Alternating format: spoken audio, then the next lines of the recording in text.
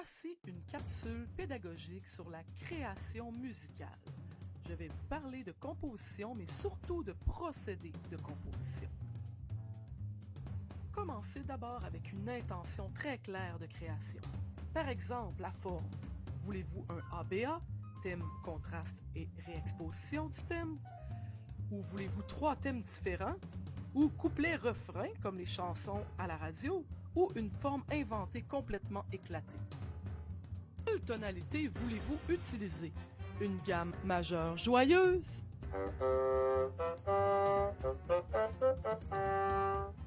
Ou une gamme mineure plutôt triste?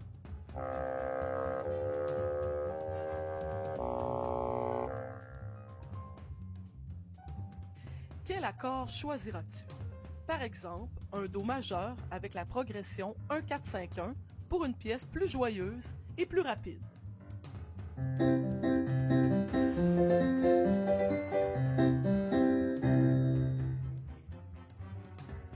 Ou en Do mineur avec toujours la même progression 1-4-5-1 pour une musique plus lente et plus relaxante.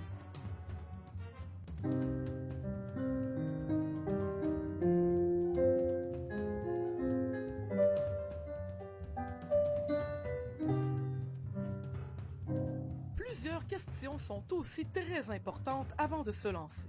Par exemple, quels seront les instruments utilisés? Aura-t-il des paroles? Et en quelle langue? Quel sera le tempo et le style musical? Et dans quel contexte tout ça sera composé?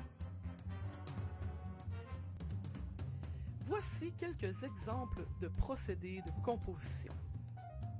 Question-réponse, c'est un dialogue entre 2 mélodies ou 2 instruments. On pose une question et l'autre doit répondre d'une manière conclusive.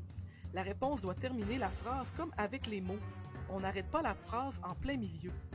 Donc, une phrase musicale, c'est le même concept que parler. La répétition. Cela consiste à répéter un motif rythmique ou mélodique. Dans une musique, les gens retiennent surtout l'introduction, la fin et les répétitions.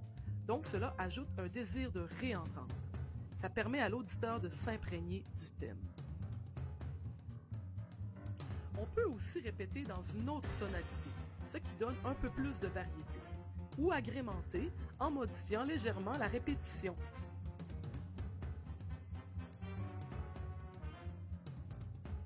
Comme répétition, on a aussi l'ostinato. Ça consiste à répéter obstinément une formule rythmique, mélodique ou harmonique, accompagnant de manière immuable les différents éléments thématiques durant tout le long du morceau. Par exemple, vous pouvez écouter le boléro de Ravel. Le contraste, c'est 2 sections complètement différentes. Par exemple, une pourrait être lente et douce, et l'autre pourrait être rapide et fort.